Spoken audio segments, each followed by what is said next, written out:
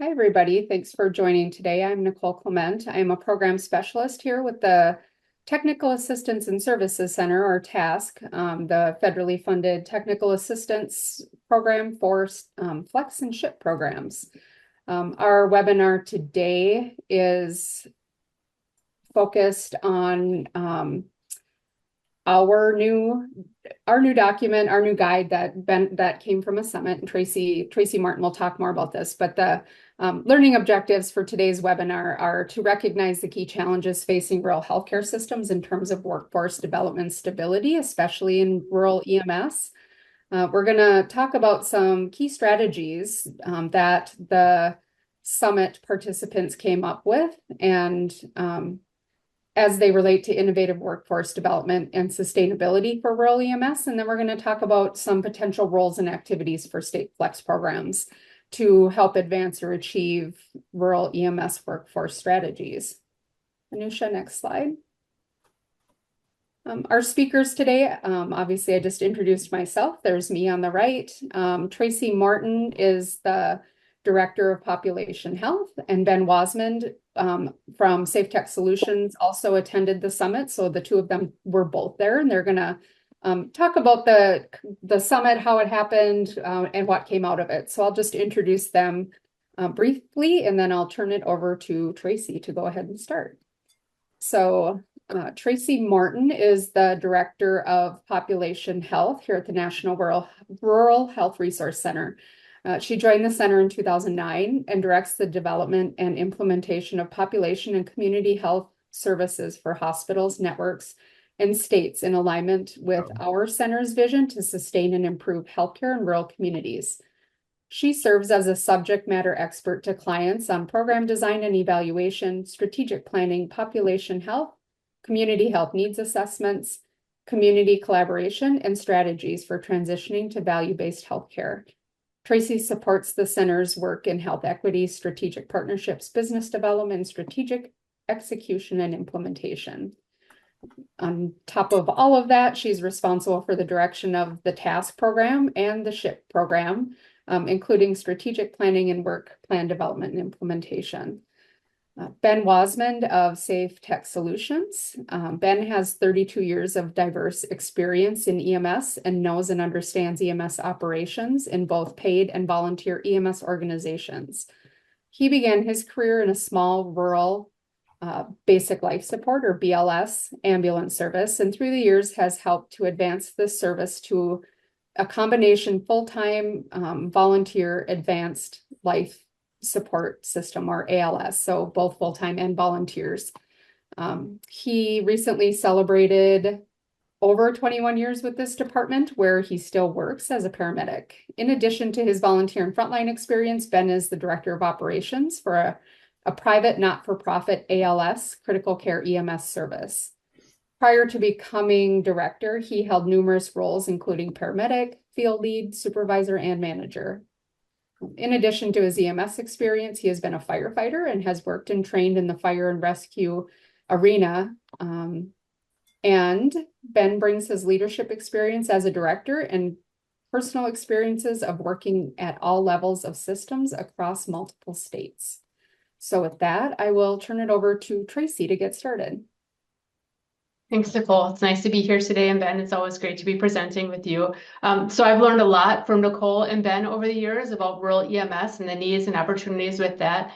And like many of you, I assume have had the grateful experience of accessing EMS services, both in rural and urban settings, to support myself or my family or a loved one that was in need at different times. So incredibly grateful for what EMS does for all of our communities around the country. I also had the experience of growing up in a rural community outside of the Milwaukee area and going to the smelt feeds and the fish fries that were supporting local volunteer EMS services, and the kids in my classroom in the senior year that were volunteers on the local EMS unit as well. So can understand that experience a little bit from just what it means in a rural community as well. But Ben's actually going to do some level setting first with like a quick history about what's happening or what has happened with rural EMS and workforce challenges over the decades, because some issues have maybe been addressed, but I'm not sure that much has actually ever ultimately been solved. So Ben, clue us in a little bit about what's going on with rural EMS workforce.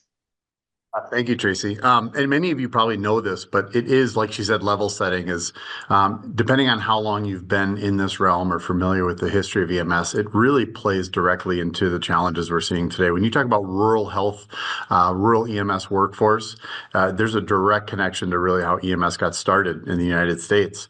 So the history is just simply to give you a little bit of this backstory of why are we in the position we're in? Why is 80% of our ambulance services still using volunteer labor when only 20% of them are still using full-time labor? Where does that come from? How does that start? So, you think back to really comes back to the 60s when the white paper kind of came out. And the white paper basically was this death and disability paper that came out from the federal government that said, through some studies that we've done, we've recognized that you had a better chance of surviving a gunshot wound in Vietnam than you did if you were in a car accident in rural America. And so they kind of saw it as this death and disability of the modern age, which was highway traffic, which is really how NHTSA got involved and why there's the connection that EMS has to National Traffic Safety Administration.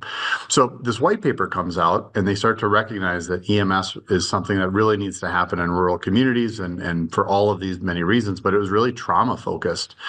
And then as we started going through the development of cardiac care and portable defibrillators and bringing more of the cardiac realm out to it, EMS started to catch on.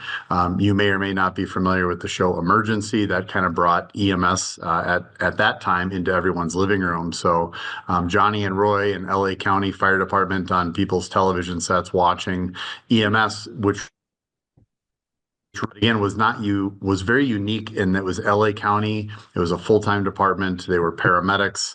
They didn't actually transport in that television show. They brought ambulances in from other communities that then would do the transport. But at least people started to understand a little bit about the value and the importance of EMS.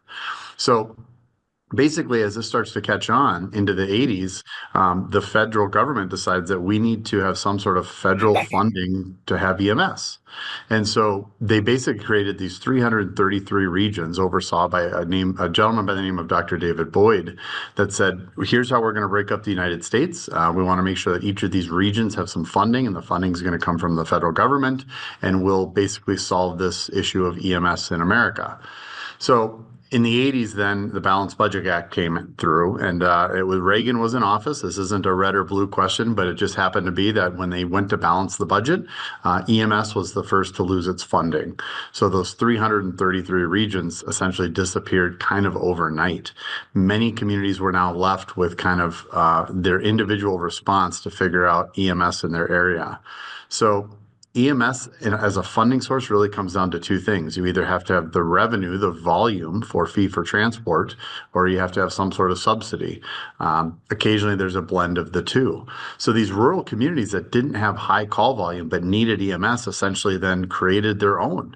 So we had this real organic growth of rural EMS, which was these communities that said, we need an ambulance. We need this as part of our kind of continuum of care until we can get to a higher level facility. And they raised money, just as Tracy was saying, whether it was smelt feeds or corn fries or spaghetti dinners, and they raised money to buy an ambulance and to buy some equipment, and they found people that were in the community that were willing to take the course and become volunteers. So again, I think many of you probably know this history, but the challenge is that worked back in the 80s. We're seeing now this decrease in volunteerism, and the challenge is many of these EMS systems that are still using volunteer labor are struggling to find the volunteers. We could go into a whole nother area where full-time is also still struggling with recruitment and retention, but for today's sake, we're going to talk about the rural area. So these organizations that are struggling to find and keep people to be able to run their EMS system, but they're still running off this system that was built in the 80s out of necessity. There's no real funding stream or funding source. Maybe they're paying something, but often it's not a living wage. People are just expected to kind of continue to donate and give their time. Even Sarah, just while I was sitting in before this from Oregon, mentioned this organization that lost their volunteers and the ambulance ceases to exist now. And that's what we're seeing all across kind of rural America right now is these organizations are really struggling to survive and many of them are closing their doors. It comes down to this fact that the communities there, when asked about funding EMS, the question that we often hear is, why does this cost so much? It's always been so inexpensive. And the answer is it's always costed a lot of money, but we've had this volunteer subsidy, as we like to call it, where the volunteers are basically donating their time to the service.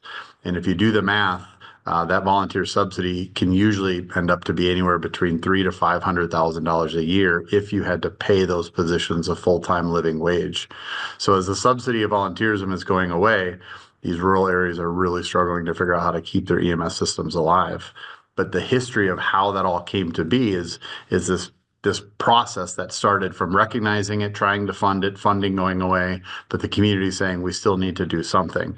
The future of EMS likely is not going to continue to be what we've seen it up to this point, continue to expect people to do this for free or for very little money.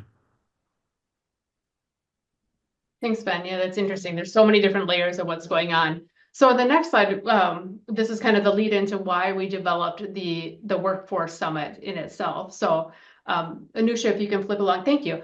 So this shouldn't be a surprise to anyone here on the call today, but the U.S. healthcare system is in the midst of a workforce crisis, and that's across all different types of healthcare professionals, and be that clinical professionals or allied health workforce, and certainly EMS as well, kind of as Ben just explained.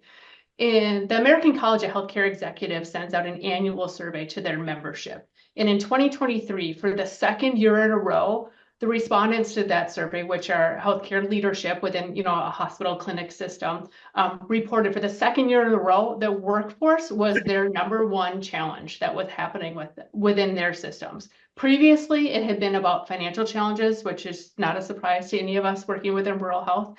And also additionally, behavioral health and addiction challenges. But for the second year in a row, it was workforce challenges. And that was, again, across the board with different types of providers, be it technicians, registered nurses, specialists, allied health workforce, and shortages kind of across the board too. So that was the impetus for us creating this Workforce Summit, for which EMS was certainly a part of that too. Ben, anything else that you want to add about challenges within this content?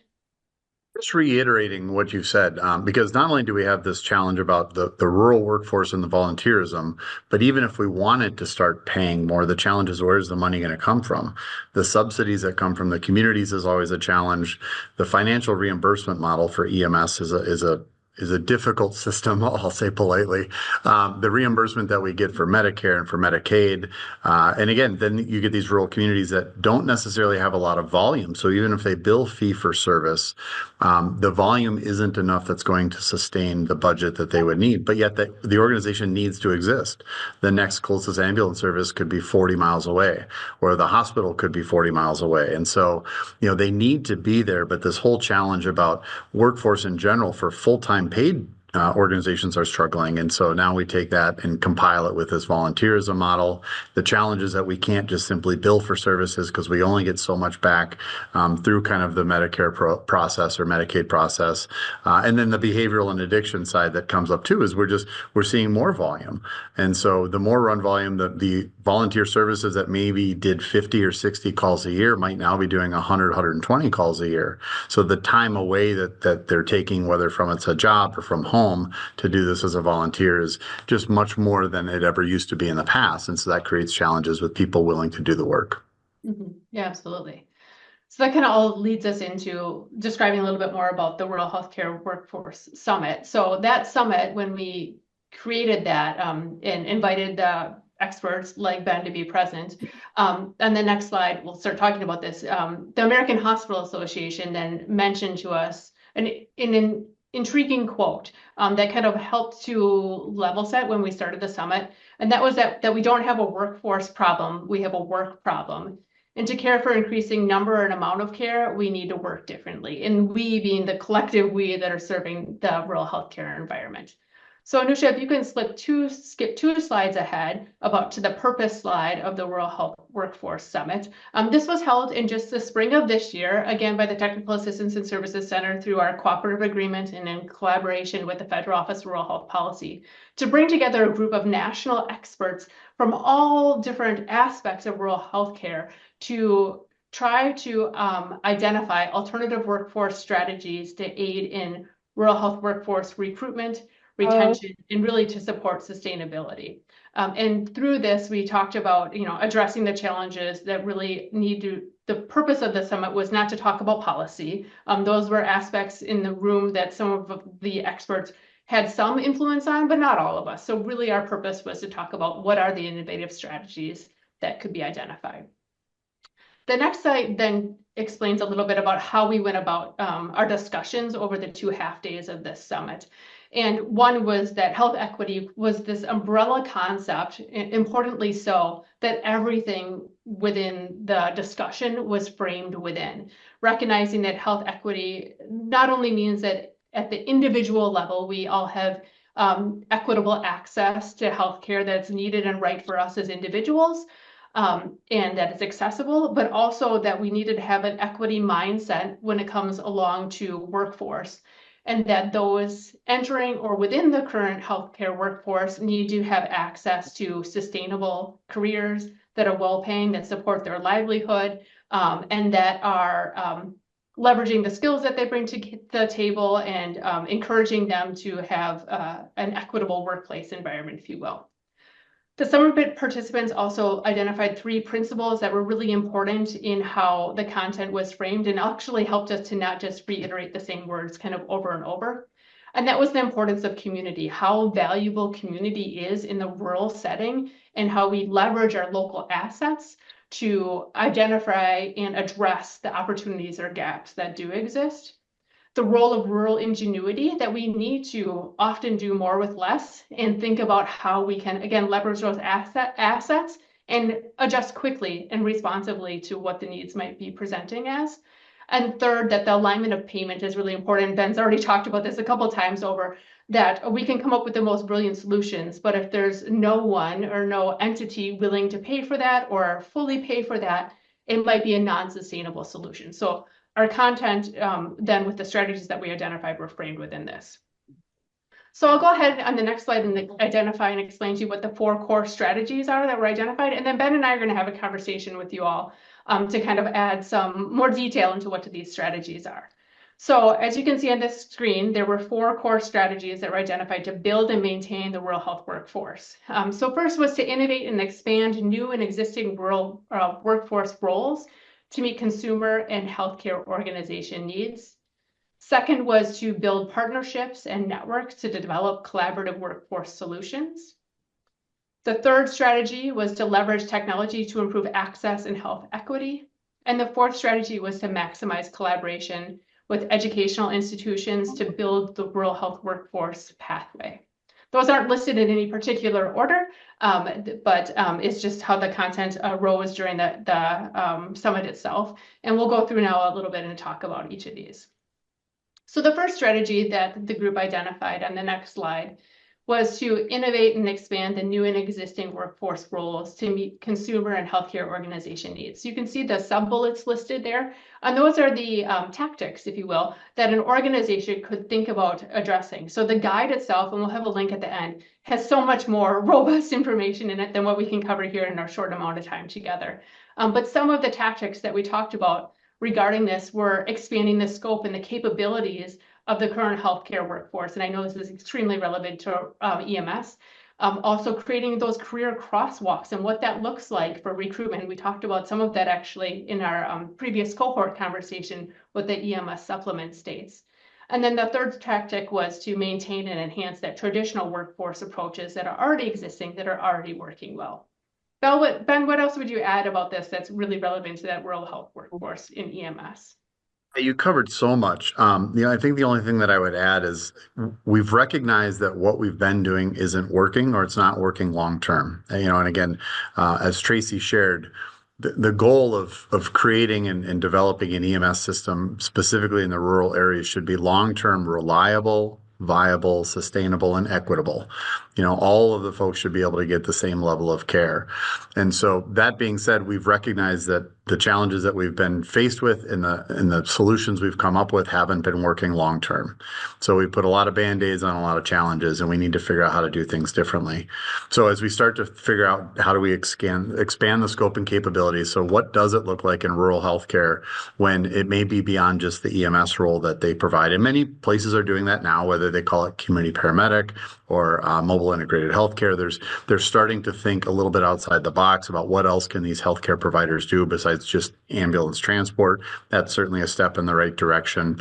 Trying to figure out career crosswalks is, I think if you talk to any rural EMS agency and you ask them what their big challenges are, a majority will echo what Tracy is saying, is it's about workforce and it's about reimbursement. But what we do know is that many of them say, well, we're kind of just a stepping stone. People will come here, they'll get some experience, they may move on to something else.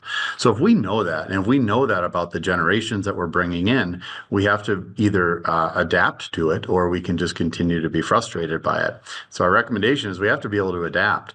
And so if your goal is to get into nursing or get into flying and air medical or getting into PA school or whatever the case may be, how do we build a program that says we understand it, we embrace it, and then how do we work to get you to do that and see the benefit of getting a workforce that might only be there for 3 to 5 years versus somebody that's going to come for a lifetime. The days of people getting into a career and retiring from that career, we know the research is saying doesn't exist anymore. So much about this first one is literally just innovation. How do we begin to be imaginative and think outside the box and expand what we know today and try to figure out a better solution? Yeah, I like that, Ben, that, when you're talking about community paramedicine, I was thinking about the same thing too, and how nationally we've been watching and learning what's been happening in other countries around community paramedicine and mobile integrated health for literally decades now. And so it's neat to see some of that expansion and some of those practices really coming to life. And we're seeing some neat rural stories come about that. And with the career crosswalks piece, one of the parts that came out in the discussion within the summit, and maybe you recall this, was that in a rural community, there are likely untapped members of the community that might be interested in a healthcare career. And that could be the veteran that might have some medical training from before. Or it could be someone working at the local business that maybe isn't so happy with their job there. Maybe they're the bookkeeper and they want to come keep books for the EMS service. So just making those things obvious that you don't necessarily have to have particularly the EMT training or maybe even the medical training, but you could come into our environment. There may be a place that could serve you either on a volunteer or in a paid role too. So our second strategy that we talked about during the summit was to build partnerships and networks to develop collaborative workforce solutions. So this was about, some of the sub-bullets here about sharing scarce workforce expertise and some networking opportunities that sometimes exist within this. Accessing those resources that might be needing. And again, kind of what I mentioned earlier about leveraging that asset mindset, what that could look like. Expanding the reach of our services through different types of maybe recruitment events. So I'm not sure how much EMS does this. So Ben, maybe you can speak to that too a little bit. But one of the things that we talked about at the summit was within a healthcare organization, perhaps holding a recruitment event at a faith-based organization, for example, that maybe have a large membership, or something, just a way to get it at different aspects of the population. Having those formalized partnerships through high-value rural health networks or clinically integrated networks, and how EMS perhaps could play a role in that, and that the state flex programs can help facilitate those conversations. You don't have to be the experts, but you can bring people to the table, and then to kind of aggregate what we can for efficiencies, and that be about savings or payer alignment or sharing of quality data to improve outcomes, things like that. What other things would you want to add, Ben? I think the standouts, at least from what I see in the work that I do, when you go to rural communities, there are still many that, as the individual community solved this problem about EMS and created their own. Now you're seeing that, I'll just give an example of a county where, basically there's an ambulance service every 8 miles down the road. And they're all struggling, and they're all struggling for the same resources. So that's people. And so one of the questions has to be is, can somebody with an outside perspective look at this from an efficiency and a saving standpoint, say, do you need to have 2 ambulance services 8 miles down the road from each other, or do you collaborate to work together? You're fighting for the same people as it is. Now if your next ambulance service is 40 miles down the road, that may not be the best option, but is there another facility that maybe there's some partnership opportunities? But when we continue to see multiple agencies all over these small time communities, one of the challenges is they might not all need to exist. And that's a difficult message to send. And there's a lot of emotion and a passion behind that. But you ask them all, and they will all tell you the same thing. We're all struggling to survive, and we don't know how we can continue to survive. And so you have to start thinking differently. So, is there a way to take 2 or 3 ambulance services that exist today under their own name, with their own guidelines, their own directors, their own billing, their own, all the things that you can imagine from a business standpoint? And how do you create some efficiencies there as well, while not compromising response time, not compromising level of care? And so it's the way we've always done it. These communities built them from the ground up. They have deep passion ownership for them, and we understand that. But there is a time to recognize that maybe not all of them need to be in every individual community when you look at the demographic, the geographic, and the response times and the call volume. It doesn't make sense the way maybe it used to when the labor wasn't such an issue as it is today. Do you see too, Ben, with this, are there network models that exist within rural EMS like they do for rural hospital type of models, like any kind of like shared staffing that might happen or things like that? Or is it more maybe not as geographically relevant with kind of call and response times? Maybe perhaps that's a very naive question, but just to throw it out there. But it is a valid one, and it is an option. When you look at rural communities that are struggling, communities that have critical access hospitals that have ambulances that are running independent of those hospitals, there is an inefficiency there.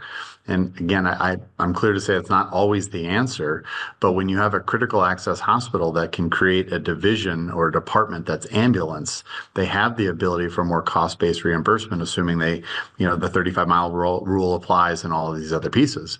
But that is what we're starting to see in other areas too, is it may not be another ambulance service, but can they do more of a collaboration with a hospital? Is there some benefits there? Sharing staff, like you say, being able to utilize them more efficiently when they're not on calls. And so there's all these other models that are out there. Part of that is just being able to get the story out. That's what I heard Patrick Fox say earlier when he was talking about we're really working on our story. How do we get the story out to the communities and the key stakeholders? And so getting the story out to folks about how to make their EMS system continue to exist, but also be reliable, viable, sustainable, and equitable. And so they have to be open to hearing some of the history of EMS and the challenges they're in, but also be open to hearing of some alternative models that might help their system continue to succeed. Thanks. So for some folks that might be newer to EMS that are on the call, what are ways that EMS staff can be utilized when they're not on call? What are some of those opportunities? Were you asking me or the group? I thought you were I was asking asking you. Yeah, I was asking sorry. you. I'm sorry. I thought we were at the group participation section of yeah. No, for you. Yeah, and again, I mean, scope of practice for EMTs, paramedics, EMTIs, advanced EMTs, however your state is recognizing the licensing levels, there are so many opportunities for them. Again, whether it's being out in the community doing the MIH kind of a program, or whether it's working in a facility. And in the facility, the one thing that we need to be careful about is that we want to make sure that they're being brought into the facility to practice at their level of certification. We're not asking them to come in and do the work that nobody else wants to do.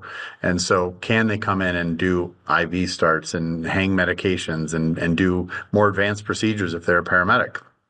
If they're an EMT, how do we make sure that they are still able to use the skills as an EMT, whether it's in the ER or if it is in a different unit, but still recognizing the talent that they bring and the skill set that they bring that isn't just simply changing a room or moving a patient from one area to the other. And so there's lots of things that they can certainly do. And we've seen lots of success with critical access hospitals that are bringing that workforce in. There's a real positive to it too, is, it allows them to keep their skills more sharp when maybe their run volume isn't as busy. They get to have regular interactions with the physicians and nurses and get to talk about cases. And plus it just builds the relationship, the connection and the relationship between the EMS provider and the hospital or the medical facility. Having those strong relationships are also just such a key ingredient to success. So I think there's some real value and benefits to the role that they can play in facilities as well. Yeah, thanks for expanding on that. That makes me think about just like engagement in your own personal work, but also engagement in the organization you're serving or the system that you're serving as well too. So the third strategy that we talked about at the summit then was about technology. And Ben, I discreetly remember this because I facilitated this subgroup and you were at my table. So I remember this conversation a lot. But this was about leveraging technology to improve access to health equity. So our table talked about the tactics you can see there on the screen, but we had a robust conversation about telehealth. I remember some unique ideas that you brought forward about teletriage. But we also talked about telehealth in aspects of course, other types of rural health workforce, even at like tele-NICU monitoring and things like that. We talked about exploring some of the emerging technology that can be beneficial in healthcare delivery, such as workforce apps, artificial intelligence, things that can be utilized to save time or to streamline the work. We discussed sharing technology and data through population health management and things like dashboards that could be beneficial for all sorts of different organizations that can tap into and pull information from the same type of dashboard, which can also help to identify gaps in services, but also just help for information sharing. And that leads into the last bullet there about expanding the use of technology for education and knowledge sharing. We talked about things like Project Echo as well as a great strategy for continuing that education in the peer-to-peer learning aspect of a healthcare professional themselves. What do you recall from this conversation that's really relevant for EMS? If we really want to poke the bear and get into a subject that might be more taboo, one of the things that I think, at least with my experience in running an EMS system, both in the volunteer realm, but also in the full-time paid realm, is we do know that we are often going to calls we probably don't need to go to. And so the question about with the modern age now that we're seeing with telehealth or with screening is imagine the day where we can start to do a better option of triage. Today, if you call 911, that dispatch center is going to send an ambulance. They don't really get to say no. And if an ambulance gets paged, they have to respond. They don't really get to say no. And so we're kind of in this difficult area that there are several calls that we may go on that don't require ambulance transport or don't require transport to a facility at all. So we had just kind of this what if discussion is imagine if we could find a way to start to change that dynamic. So most dispatch centers use some sort of a pro QA system that basically says you call 911, we're going to read to you your questions about what you're experiencing. We're going to go through some cards. It's going to give us some idea of what to do and who to send you and when. And so imagine if these different triage cards, there was one where you could say, based on what you're telling me today, right now, this doesn't generate an ambulance response. Here's something else we can do instead. And I think the reason why that's one of those topics is the challenge about workforce is that as EMS services are getting busier, we're seeing our run numbers go up. They often need to add more resources, and there's very difficult finding more people to staff those resources. So rather than continuing to try to throw more people at the problem, how about we start to work at the root cause analysis and saying that we're probably spending time sending resources to calls they don't need to go to. So again, that's kind of a big subject to tackle, but it is one of those that I think we need to start thinking about as we really want to look at creating efficiencies. It's not just about bringing on more trucks and hiring more people. I think there's another way to go about and look at this as well. Yeah, absolutely. Efficiencies, engagement, sustainability, all of the things. Yeah. So that anything else that you want to add about technology? Well, I think it's good. I think many of you probably have experienced firsthand over the last 3-4 years how much more we're using technology than we were in the past. Many areas that we thought we can't do that, it wouldn't work, it's not possible, and we kind of were forced into it. So I think everyone's understanding the benefit and the efficiency that we see with the technology that we're starting to use now is every day. Mm-hmm. Yeah, excellent. So the next slide isn't necessarily something that came out of the summit, but kind of ties together the information about recruitment and retention too, and that's about engagement assessments and that impact. So we know throughout any kind of industry actually, but certainly within healthcare, on the next slide that we can see that engagement of an individual leads to, in healthcare, improved patient experience, increased employee retention, and ultimately that results in financial performance at the organization. So Anusha, if you can flip to the next slide. I know that Ben, in your organization, I believe you provide engagement assessments or information to help organizations kind of improve their not only their leadership skills, but also ultimately the leadership that happens within an organization in ensuring the right people are on the bus and that are engaged to keep the bus moving forward. And then within rural hospitals and clinics, we know that not only leadership engagement is really important, but also there's employee engagement assessments, hearing firsthand what employees are thinking, feeling about their job, their role and understanding of it, and then taking a hard look back at what that data says, and then organizationally what you're going to do about it. So what else would you add about how this plays out in EMS? Well, I was very excited to hear so many of your different states reporting back kind of some of the things that they were looking, the initiatives, and so many of them talked about leadership development. It is one of the things that we believe very passionately is the key to long-term, reliable, sustainable, viable, equitable EMS, is this lack of leadership that we see often that is going to be one of those reasons why you're going to struggle to find people and you're going to struggle to keep people.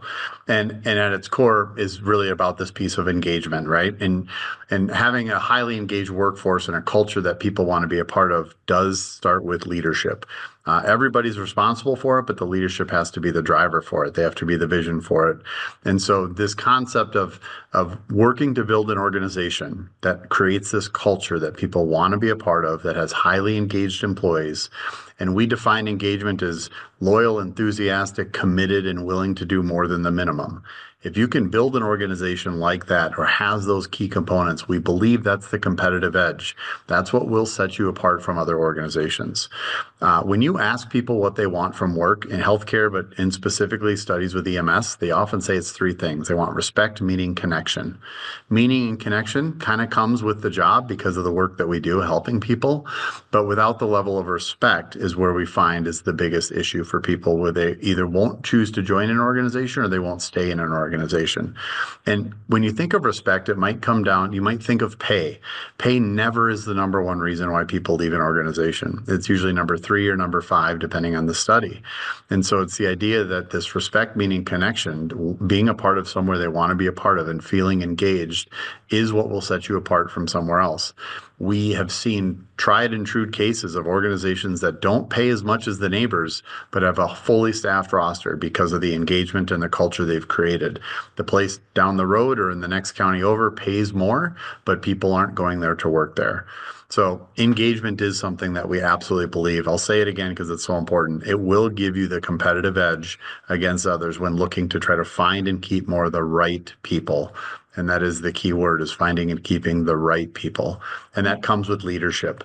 So again, I'm really, really happy to hear so many of your states reporting back in, talking about they're looking at leadership development, they're taking leadership courses, they're putting people through, looking at what the next generation of leaders might be. That's very encouraging from my standpoint to hear that happening. I think that's so important. It is important. Yeah, I absolutely agree that respect and engagement are so hand in hand. And then, yeah, leadership creates culture. They're the ones that are emulating how you could or should be treating individuals within your organization and certainly outside of it too. For those of you that are interested in additional resources about leadership, the center and through the TASK website, or task@ruralcenter.org is our email address, but ruralcenter.org/task as the website. If you have interest in additional leadership resources, we have a ton of different things on our website. And in any case, if we're talking hospital clinic, substitute the word EMS in that place and it all is relevant. It's actually pretty relevant across industry. So more information there. And Nicole has dropped into the chat box links to 2 different really important resources that are kind of fundamental about rural EMS. The second one that's further down in the chat, the Sustainable Rural EMS Navigating Change, is an excellent resource about kind of assessing where a rural EMS agency is at and then helping them to navigate that change into a sustainable system. And a lot of the aspects that Ben is talking about with workforce recruitment, retention, and then leadership and culture are embedded within that resource. So really encourage you all to take a peek at that as well.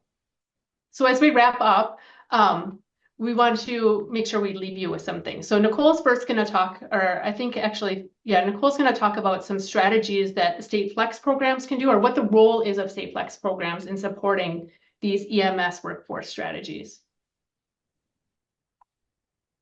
Yeah, thank you, Tracy. Anusha, next slide, please. So roles and activities for state flex programs. Program area 4 of the primary flex is rural EMS improvement. The authorizing, Legislation for the Flex program states that the purpose of funding for EMS activities is for the establishment or expansion of a program for the provision of rural EMS. The goals within that program area are improve the organizational capacity of rural EMS, and the other is improving the quality of rural EMS. So both of those are very important, but I think what we've heard a lot about here today from Tracy and especially Ben is talking about improving the organizational capacity of rural EMS. Rural recruitment and retention, they're specifically called out in the structure document that kind of talks about some of the things that are acceptable. Flex programs have often supported leadership, which is something Ben talked about, and considering organizational assessments of future reliability and sustainability. So keeping that ambulance service alive, but doing that by having them think about how they can be a business instead of running off volunteerism, because that is just not working. So just to kind of reiterate pretty specifically what, and not all inclusively, but specifically what Flex programs can do. Flex programs are conveners, so they can facilitate conversations, build partnerships and networks, help ambulance services, or, at the state level, the state office of EMS, help be thinking about what some of these alternative models of ambulance service delivery could be for rural. Start working with the ambulance services directly to help them think about that exact thing, how to move into those models, alternative workforce, that kind of thing. Help ambulance services think about how to collaborate, work together. Ben talked about that, and I put a link to a guide in the chat from a few years ago that was the entire purpose of it, was to have ambulance services that are perhaps geographically close together, think about ways that they can work together, whether it's providing medical direction amongst multiple agencies or sharing educational resources or whatever it is. That document was not created with for the purpose of thinking about merging services, but it was really for the purpose of integration, how they can work together. Also, building what we heard from our supplement states right before this webinar, where all 45 states were invited, building crosswalks, staff pipelines, things that Ben talked about. There's at least one of them I heard saying they're going to work with a community college to provide education for ambulance services. These are things that Flex programs could facilitate. Technology for efficiency, exploring telehealth for ambulance services, educating ambulance services on the importance of data, reporting quality data, using it for performance improvement, using technology for education. Leadership, billing and coding. There's so much that we heard here today that Flex programs could absolutely be supporting. So that was kind of what I wanted to drive home in this last slide, that there's all kinds of things that Flex programs can be supporting. And also it doesn't have to be these things. If you have some idea of something that you want to try in your state that maybe wasn't called out here, isn't called out in the guidance, but fits the goals and objectives of the Flex program, and especially the rural EMS improvement program area, talk to your project officer about it. They're absolutely interested in hearing the innovative things that you all come up with.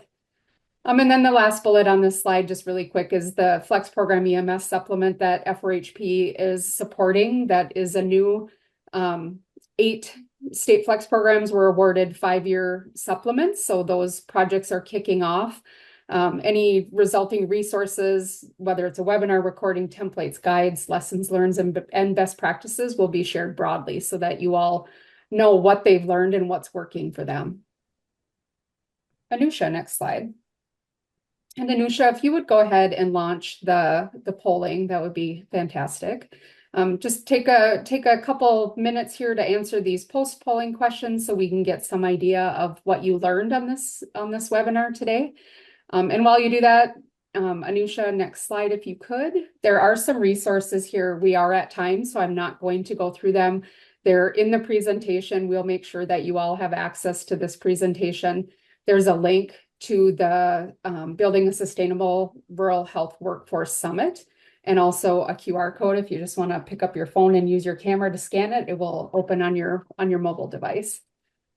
Next slide. Nicole, this is Tracy. Just a second. I just put the link to that resource in the chat too, and I recognize that we didn't talk through the 4th strategy, which is about collaborating with educational institutions and organizations to support workforce recruitment and retention. The aspects within that, the tactics within that, for the most part, Ben and I talked through during our talking points here. So when you receive the slides, there are the aspects or more details in there, and there's certainly more details in the guide that's linked there in the chat right now. But there was a purpose and time sensitiveness about moving on from that strategy. So I wanted to recognize that we didn't omit it on accident.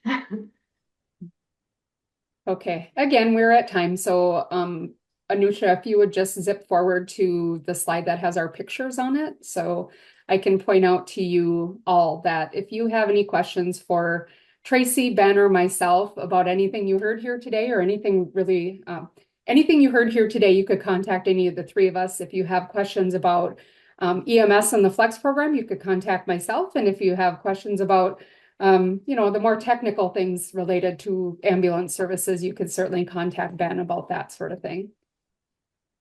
All right, and we don't even have any time for questions. I will say, if you do have questions about anything you heard here today, feel free to email us at task@ruralcenter.org, and we'll make sure that your question gets answered.